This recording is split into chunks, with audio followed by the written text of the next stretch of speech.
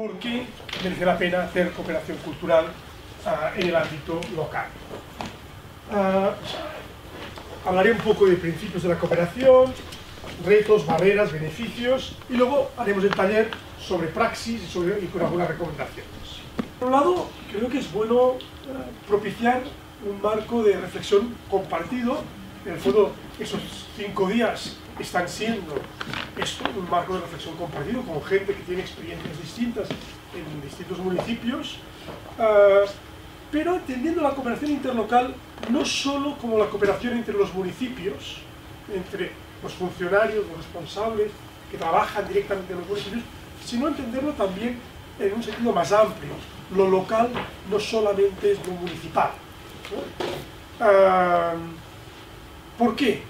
Porque merece la pena fomentar esa estrategia coordinada, porque de alguna forma aquello que cada actor hace puede y tiene evidentemente su impacto, pero cuando nos lo hablamos entre nosotros, cuando compartimos calendarios, cuando uno se explica al otro, cuando decidimos hacer cosas conjuntamente, el impacto es mucho mayor.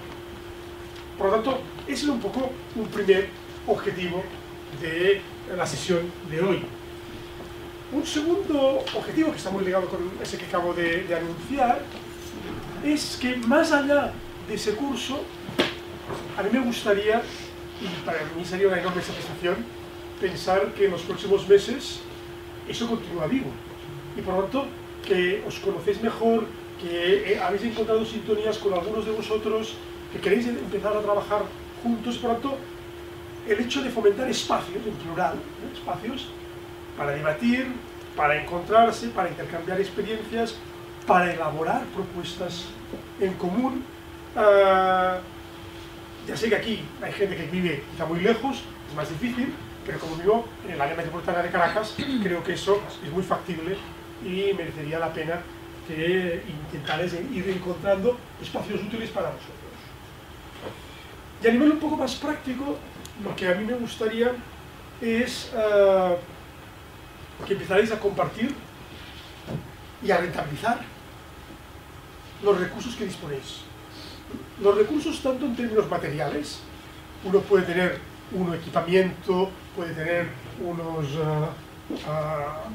altavoces, unos técnicos de luces, ese tipo de cosas, pero también lo virtual, lo inmaterial. La verdad es compartir, no se trata solamente de compartir unos recursos, sino uno puede compartir ideas, uno puede compartir experiencia, uno puede compartir contactos con esa gente. Mira, ostras, quería realizar eso, esa gente fueron unos profesionales fantásticos, no trabajes con esos porque no son de fiar. Ese tipo de información forma parte, digamos, de ese bagaje que uno va generando en la medida que es capaz de trabajar con otros, ¿no?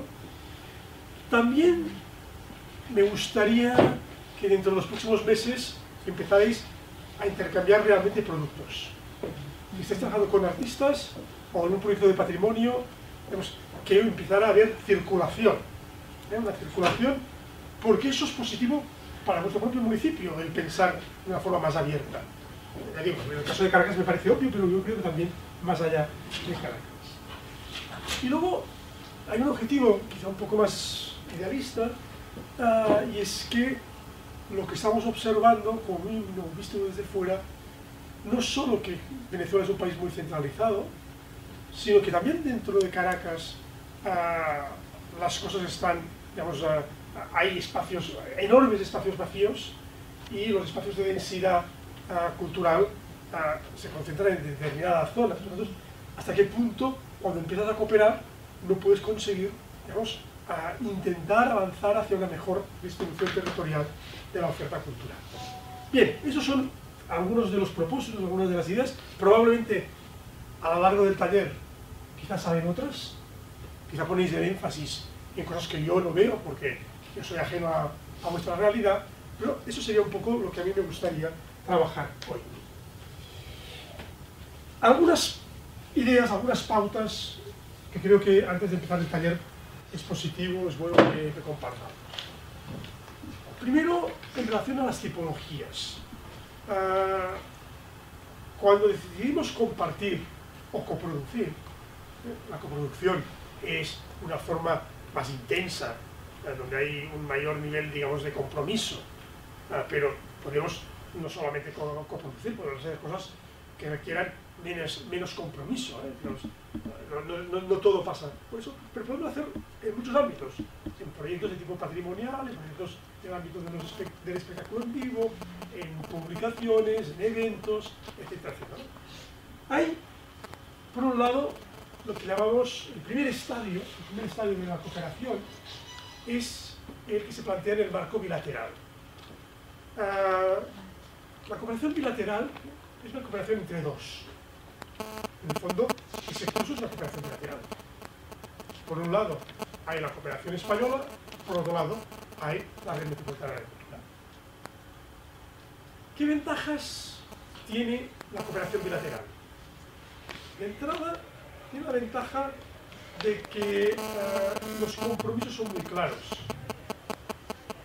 Está claro que hay dos partes que deciden ponerse de acuerdo, que a veces ese proceso genera desencuentros, genera, digamos, pequeños problemas de comprensión mutua, pero en el fondo es más fácil trabajar en la cooperación bilateral porque no es difícil entender al otro. O con el tiempo vas comprendiendo cuál es la lógica del otro. Y en el fondo es siempre un proceso de autoajuste, ¿no? Si yo sé que al otro, para él es muy importante A, y para mí A no tiene mucha importancia, bueno, ¿qué me cuesta hacerle el favor o intentar cuidar aquello que para el otro es importante? En la relación bilateral eso es más fácil, porque, digamos, si no somos capaces de poner los dos de acuerdo, el proyecto evidentemente se hunde, pero no hay terceras, cuartas o quintas instituciones mezcladas con la complejidad que eso puede llegar a implicar. Además, en la relación bilateral, la independencia de las partes se preserva mucho mejor. Yo, ¿hasta dónde estoy dispuesto a dar? Hasta aquí. ¿El otro hasta dónde? Hasta allá. Vamos a ver si las dos partes están de acuerdo, ¿no?, y consideran que merece la pena trabajar juntos o no. Pero es muy claro. Ahí, en ese sentido, mayor independencia. Yo, en general, recomiendo, cuando alguien no tiene ninguna experiencia de cooperación, recomiendo empezar por la cooperación bilateral. Es más fácil. Y como que cooperar no es algo obvio, requiere un cierto aprendizaje, empezar por aquí está bien. Ahora, es evidente que la cooperación en reto multilateral es mucho más rica. Es más compleja, sin duda, pero es mucho más rica. ¿Por qué es más compleja? Yo, con los alumnos les pongo siempre un ejemplo que me parece que será muy ejemplificador. Cuando tú haces un trabajo entre dos, esos que se hacen para la universidad, si el otro es un frescales, pues se nota enseguida. En un trabajo donde sois 5 en el grupo, el frescales, de alguna forma, se nota, pero se nota menos. Y además es más difícil a veces comprometerlo. Es decir, somos dos personas haciendo un trabajo juntos, si el otro no cumple, si el otro se retrasa, si el otro no pone horas de trabajo, bueno, la relación se rompe con facilidad. Tú estás dispuesto a aguantar hasta cierto punto. Pero es que cuando trabajas con 5, siempre hay uno que se aprovecha un poco de los demás. Y si no se aprovecha de una forma exageradísima, el resto más o menos lo conllevan. Bien, ese es un problema. Es decir, es un problema porque a nadie le gusta ver que tu trabajo y tu esfuerzo es aprovechado por los demás sin que pongan de su parte. Eso sería, digamos, la dificultad. Lo positivo es la riqueza de miradas. 5 personas, 5 instituciones, es mucho más rico. Pero atención, perdemos en términos de independencia, porque ponernos de acuerdo 5 quiere decir que yo debo renunciar a muchas más cosas mías que cuando era una relación bilateral, en la que yo pongo muy claramente los límites. Digo, no, eso sí, eso no.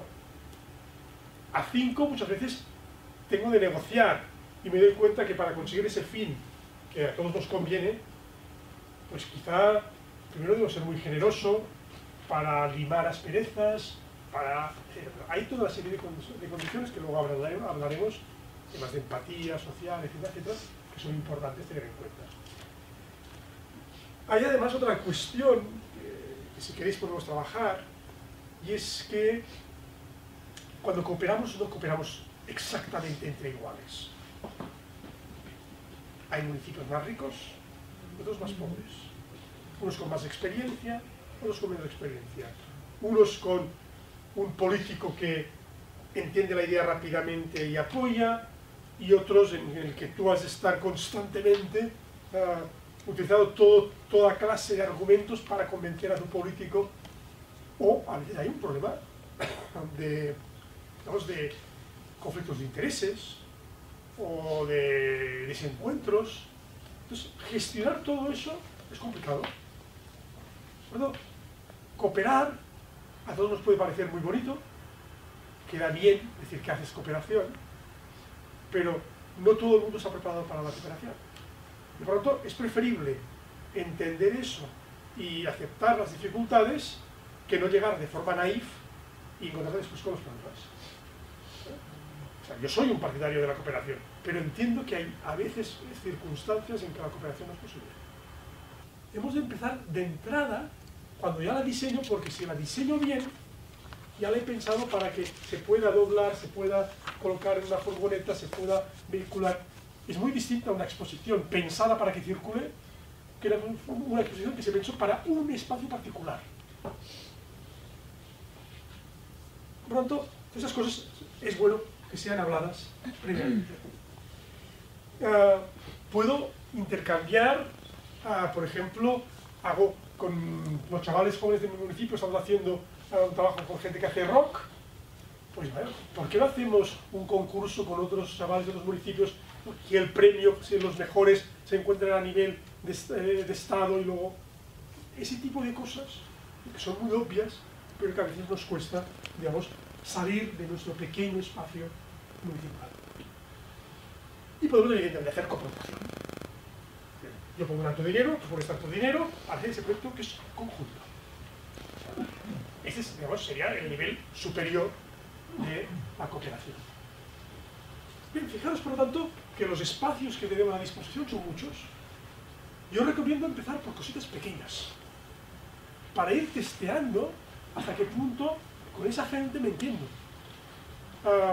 Compartimos una sensibilidad, unos valores culturales, no sé, exageradamente ambiciosos, porque quizá eso os puede llevar a fracasar y por lo tanto a despreciar una estrategia que puede ser muy positiva. Empezad por cosas pequeñas, empezad y hacerlo a todos los niveles, es decir, no desde arriba para abajo, desde la jerarquía hacia abajo, sino dejad que vuestros equipos empiecen a cooperar con equipos de otra gente, de otros lugares. A ver qué les pasa. Evidentemente, mirad de colocar gente con capacidades de empatía al frente de ese tipo de procesos. Pues si pones a alguien que es arrogante o que es despótico, bueno, el resultado ya lo sabes, será un desastre. Hay gente muy buena técnicamente, pero que humanamente, digamos que no son la séptima maravilla del mundo, ¿no? Los recursos humanos, el gestionar recursos humanos, todos sabemos que es lo fundamental. En cultura, dinero poquito, tenemos recursos humanos. Quien sabe gestionar bien los recursos humanos consigue mucho más que el que cree que con la billetera va a conseguir cosas. Bien.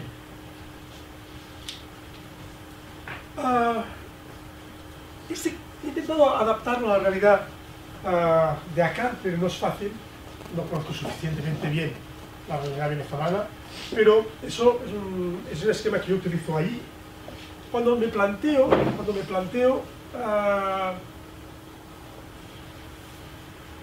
el tipo de consumo, el tipo de participación cultural de la ciudadanía. Fijaros, quedamos en el primer nivel, doméstico. El consumo cultural en el ámbito doméstico, en casa.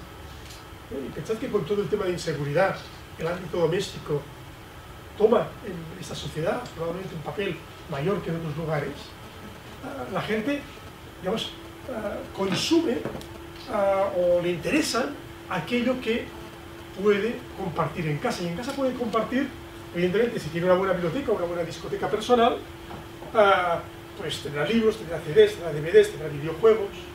Hay todo lo que puede, digamos, que alcanzar por la vía radioeléctrica, radio, televisión, etc. Y luego todos los productos y todos los servicios online a través de Internet. Evidentemente eso dependerá hasta qué punto en casa tengas un buen acceso a Internet, la anchura de banda, pero todo eso también depende de una cosa fundamental, y es algo que luego tiene mucha importancia, que es todo el tema del capital cultural y el capital educativo, no solamente el capital económico. Pero es evidente que hay casas donde no hay ni un solo libro y casas que tienen muchas estanterías llenas de libros. O al revés, casas que quizá tienen muchos libros pero no tienen ni un solo videojuego. Porque los consumos culturales son consumos culturales muy diversos. Y es importante que desde el ámbito municipal pensemos en eso, porque a veces parece como si no tuviéramos en cuenta lo que está pasando más allá de las puertas de nuestros servicios culturales. La gente consume cultura, produce cultura. Y el ámbito doméstico es un ámbito que es importante. No podemos, digamos, prescindir. Evidentemente a mí me interesa focalizar en esos dos que están en rosa, el ámbito local y el ámbito metropolitano. Es decir, hay un conjunto de oferta promovida por el municipio, por iniciativa privada, por iniciativa de entidades sin fines de lucro. Por lo tanto, hay fiestas, hay ferias, hay en espacios públicos como este, hay teatro, hay conciertos, hay encuentros. En la biblioteca que estuvimos el otro día, pues hay una ludoteca, hay espacios de reuniones, hay colecciones de libros, etcétera, etcétera, etcétera. Todo eso en el espacio local. Y luego hay librerías, hay bares musicales, hay discotecas o boliches, no sé cómo se dice en castellano venezolano, galerías de arte, etcétera, ¿no? Entonces, aquí fijaros que desde un punto de vista de acceso, yo puedo pensar en el acceso físico, ¿vale? Es un espacio donde la gente puede caminar. Por ejemplo, en la ludoteca, en la biblioteca, una de las preguntas que le hice a la señora que la lleva es: ¿de dónde le vienen los niños? ¿De qué espacio? Claro, porque aunque Chacao sea el municipio más pequeño de la conurbación caraqueña, aún así viven 600.000 personas. Y los 12 kilómetros cuadrados, si tú vas con un niño, no es lo mismo salir de casa o salir de la escuela y camino de casa, pararte en la ludoteca, que tener de venir del otro extremo del municipio, por pequeño que sea. Chacao tiene 70.000 habitantes. Ah, yo pensaba que tenía más. Bien. Pero aún así, 70.000 habitantes, una ludoteca no da. ¿Vale? Y está claro que el espacio físico, es decir, si estoy pensando en niños, el acceso, es decir, la idea de andar, tiene su importancia, ¿no? Seguro que si hiciéramos estudiáramos exactamente dónde viven cada uno de esos niños, probablemente la intensidad de uso de la ludoteca se incrementa exponencialmente a medida que te acercas físicamente al lugar concreto donde está ubicado. Es normal. Probablemente eso interesa menos, estoy hablando de los adolescentes. Los adolescentes les gusta moverse mucho más, pero tampoco en una ciudad tan grande como esa, probablemente tampoco a un nivel tan amplio. Entonces, claro, ¿qué transporte público tienen los adolescentes? Porque no tienen coche privado. ¿Cuándo pedir a sus papás que los lleven? Claro, no es lo mismo por la noche, en el que el miedo a la inseguridad, o durante el día, no es lo mismo un domingo que un día de semana, etcétera, etcétera. Todas las cosas las debemos de tener en la cabeza. Y eso tiene importancia cuando estamos hablando de cooperación interlocal. Porque si yo quiero hacer una cosa con el municipio de al lado y no he reflexionado sobre ese proyecto que queremos hacer para adolescentes, y no he tenido en cuenta el transporte público, probablemente la probabilidad de error será mayor. Por tanto, esos son elementos, cosas tan tontas, como la capacidad de comunicación es importante. Luego hay otro elemento.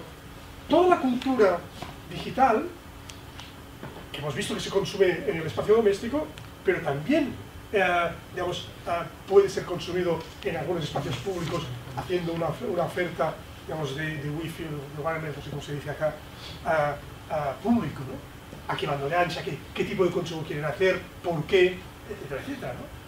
Y luego hay todo el sistema que he comentado antes del capital cultural y el capital educativo, que conlleva unos consumos por parte de unos y otros consumos por parte de otros, ni mejores ni peores. En un sentido antropológico del concepto de cultura, todos ejercemos, todos producimos, todos intercambiamos y consumimos cultura. Uno será una cultura más popular, otro será una cultura más elitista, pero todos tenemos eso. Y en ese contexto es cuando nos hemos de plantear qué papel le toca a la administración local y qué papel, digamos, le puede tocar cuando intenta cooperar con otros. Y es cuando entró en el ámbito metropolitano. Fijaros, en teoría, utilizando el concepto de subsidiariedad, todo aquello que se puede hacer a un nivel más próximo al ciudadano no debe hacerse a un nivel más alejado del ciudadano.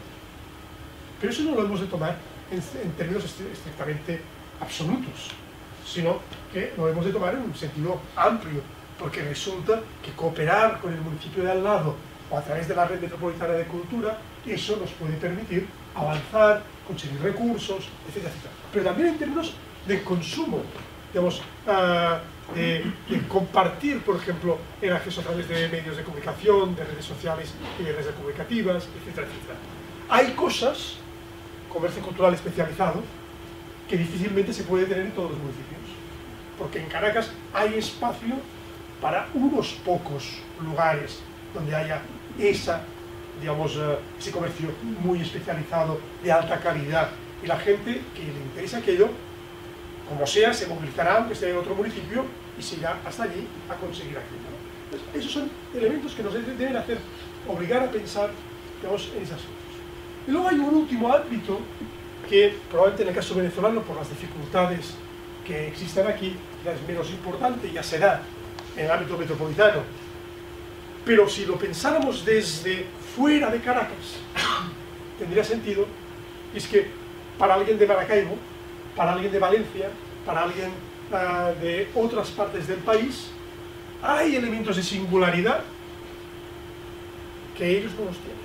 En su área metropolitana no existen. Y esos espacios también pueden requerir pensar en términos de cooperación.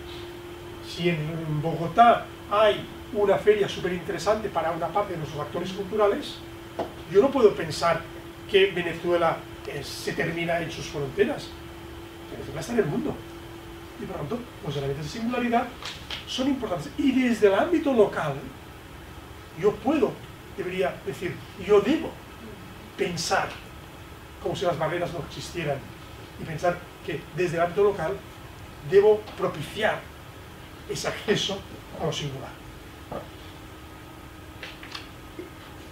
Bien. Por lo tanto, para hacer un poco de resumen, ¿cuáles son los principios de la cooperación cultural interlocal?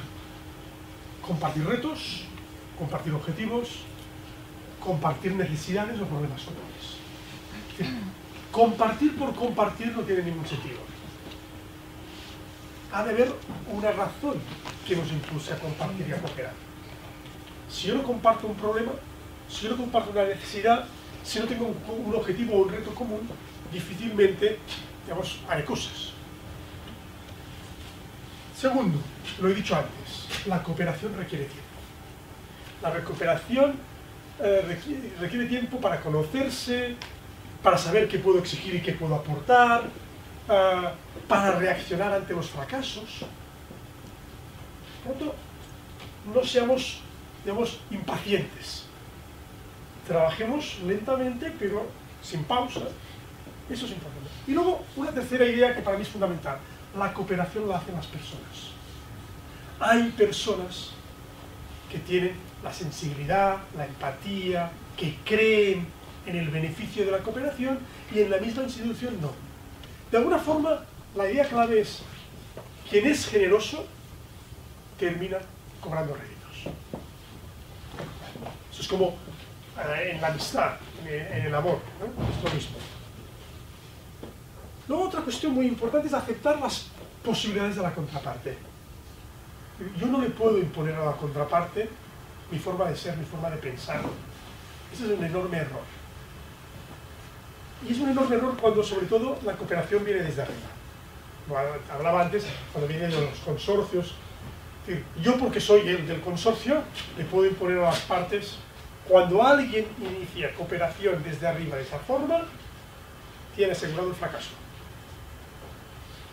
Entonces, de pensar en la gente y en sus posibilidades, en lo que esa gente, en su contexto. Por lo tanto, observar, ver si la gente está contenta o no está suficientemente contenta, vamos a ver cómo vamos a trabajar eso, vamos a trabajar por aquí, observar. Y luego, diálogo y comprensión recíproca. Y si yo he pisado el callo a alguien, pedir disculpas, no cuesta nada. Y luego, el concepto de la dinámica multidireccional. Es decir, la cooperación es entre iguales, aunque esos iguales sean muy distintos.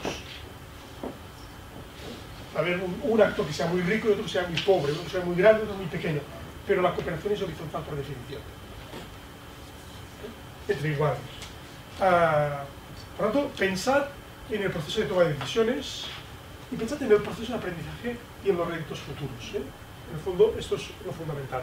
Muchas veces el trabajar en cooperación nos permite darnos cuenta de cosas que al otro ya le han pasado y a mí quizá me pasarán si no hago prevención.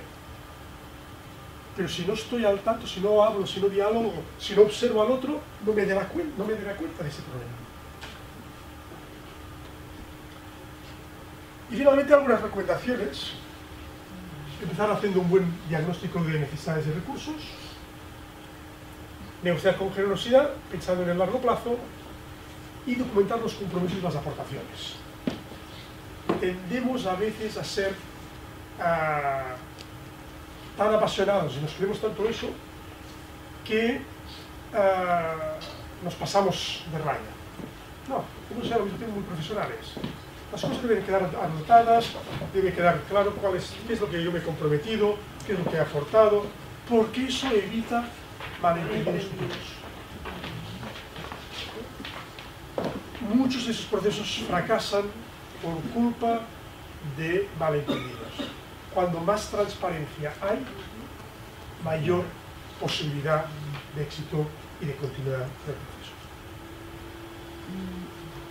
Hay una idea que me parece bastante obvia, y es que cuando dos se ponen a hacer un proyecto en conjunto, es porque tienen un problema, un reto, una necesidad común. Pero cada uno tiene su propia lógica. La área de interés del señor A, la institución A, puede ser distinta del área de interés del señor B. Si no hay ningún espacio de convergencia entre ambos, difícilmente nacerán proyectos para hacer cooperar. Ahora bien, ¿qué pasa muchas veces? Que hay uno que tira del carro, y ese que tira del carro tiende inconscientemente a llevarse el proyecto hacia su lado. Cuando uno hace eso, lo que provoca es que el otro termine marchando. Por lo tanto, sed muy conscientes de no apropiaros de los proyectos conjuntos y de fijaros si el otro está contento, si el otro responde a sus necesidades, etcétera, etcétera. Y luego otra cosa muy obvia. Los seres humanos, cuando damos, tenemos la sensación que damos mucho, y cuando recibimos, que nos dan poco. Por lo tanto, cuando vamos a intercambiar, miremos de intercambiar demos aquello que para nosotros tenga menos valor y recibimos aquello que para nosotros tiene mayor valor. Entonces, si uno tiene mucha plata y el otro tiene muchas ideas, aquí hay posibilidad de complementariedad. Entonces, ese es el elemento, es decir, el beneficio obtenido debe ser percibido respectivamente como mayor que la aportación realizada. Y eso se hace porque cada uno parte de una situación distinta. Es decir, si yo tengo un centro como ese, ya lo tengo, lo doy por descontado. El que no lo tiene, si yo le dejo de utilizar ese centro, para él será fantástico. Bueno, para mí, que lo deje un par de días, tiene un coste mínimo, para el otro poder disfrutar de ese equipamiento es brutal. En sentido contrario, quizá yo tengo ese equipamiento, pero no tengo un programador, no tengo unos grupos, no tengo una orquesta muy buena, y que el otro me traiga su orquesta que tiene super fama, para mí tiene un valor. Vamos a compartir cosas en las que ambos lados, digamos, puedan tener la percepción de queja.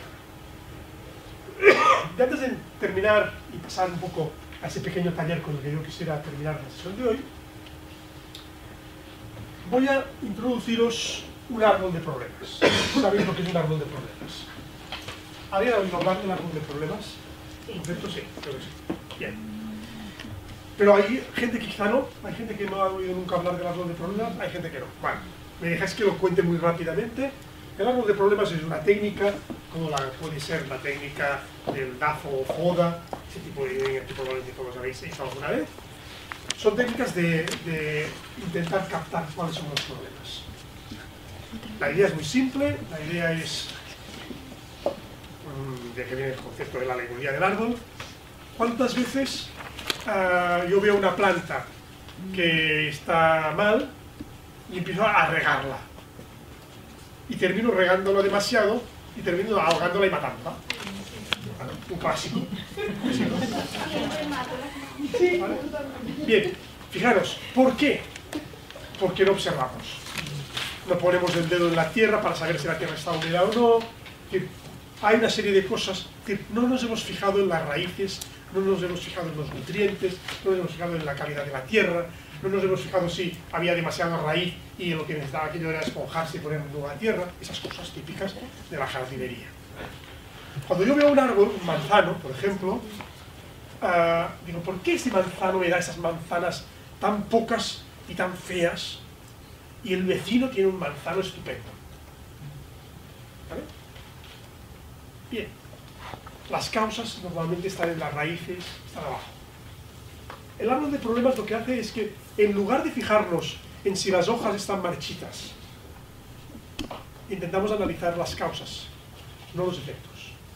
Esos son los efectos del problema de la cooperación intermunicipal en cultura en Cataluña. No sé si el árbol de problemas se aplica aquí, pero yo lo pongo como ejemplo.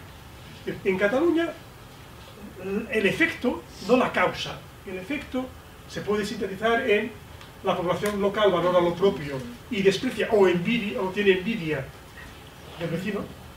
Por lo tanto, además, nuestros municipios son muy antiguos y ya llevamos 1000 y pico de años de odio al vecino de al lado, esas cosas.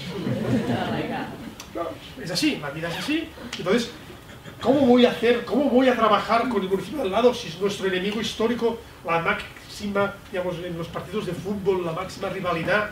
¿Entendéis? Bien, entonces eso es el efecto. El efecto es la población valora lo propio y desprecia o tiene envidia de la gente. Otra, la mayoría de actividades y proyectos de servicio local, observo, el efecto es ese. O, por ejemplo, veo que hay una resistencia latente en los entes locales y en su personal para cooperar. Eso es lo que son los efectos que observo. Entonces, vamos a analizar cuáles pueden ser algunas de las causas. Primera causa. La cultura es el más importante ámbito de identidad y singularidad simbólica del espacio local. Bueno, esta causa es dura, ¿eh? Es dura porque es difícil de cambiar. Esto es como decir, he plantado el árbol en un lugar que estaba lleno de piedras. ¿Vale? O era un lugar con un tipo de tierra muy arcilosa, y la cultura es un importante elemento de identidad y singularidad simbólica en el ámbito local. No sé, quizá eso no es muy cierto en los municipios del área metropolitana de Caracas, pero os puedo asegurar que allí, que tenemos muchos digamos, siglos detrás y eso es así. Otro elemento, el sistema local es competitivo. Es competitivo. Es decir, yo miro al pueblo de al lado y al pueblo de al lado han hecho una fiesta patronal fantástica. Y eso genera envidias. Es un problema. ¿Vale? Es la causa. Otra es, hay pocos incentivos para la cooperación. Desde arriba y desde el sistema, desde la cultura organizativa, desde el sistema burocrático y desde el sistema político, no se ponen recursos, no hay incentivos a la cooperación. Observamos que Francia, lo tenemos al ladito, y tienen los mismos problemas que nosotros, pero allí sí que hay incentivos. Y han creado una cosa que les funciona mucho y que fuerza y incentiva la cooperación. Un marco normativo con unos recursos económicos. Si tú haces cooperación, te beneficias. Si tú no haces, no te beneficias. ¿Vale? Ese es el problema de fondo. Entonces, para conseguir que eso de aquí cambie, debo ver qué de eso de aquí puedo cambiar. En última instancia, cómo consigo que se valore la cultura de la cooperación. ¿De acuerdo? Por lo tanto, para hacer ese ejercicio, lo que os pediré es que penséis en barreras y penséis en ventajas de la cooperación interlocal. Y aquí he puesto algunos ejemplos, pero solamente algunos porque lo que debéis hacer ahora, lo que deberéis hacer en ese taller, el ratito que nos queda, que es poquito, es trabajar cuáles son las barreras que hacen difícil la cooperación interlocal. El procedimiento administrativo, la pérdida de libertad y capacidad de improvisación, porque somos sociedades en que improvisamos y no lo hacemos a última hora, y aunque lo hacemos a última hora, la planificación y la cooperación requieren mayor tiempo y por lo tanto nunca llegamos. El hecho de que la cooperación solamente se adecúa parcialmente a las necesidades locales y por lo tanto preferimos hacer las cosas solitos con nosotros y no tener de contar con los demás, porque pactar y poner recursos en algo que no está seguro que te va a beneficiar, o las ventajas. Por lo tanto, fijaros que lo que me interesa es que hagáis ahora el árbol de problemas a partir de analizar ventajas y desventajas y ver hasta qué punto sobre esa base podéis construir en los próximos meses procesos de cooperación teniendo en cuenta todo lo que he dicho. La dificultad en la cooperación multilateral, el tiempo, la necesidad de pensar en tiempo, en saber arriesgar, en saber poner las personas claves con capacidades empáticas y de pasión, el hecho, todas esas cosas que hemos estado comentando hasta ahora. ¿Os parece? ¿En qué manera lo vais a hacer? Bueno, empezad cooperando entre vosotros. Cuando sepáis cooperar entre vosotros, mirad cómo podéis cooperar con otros. Para tenerlo consciente y tener mecanismos de respuesta y de reacción a eso. O sea, pasa mucho en los colegios. Porque si yo tengo bastante presupuesto, ¿qué me importaría a mí por lo menos cederlo?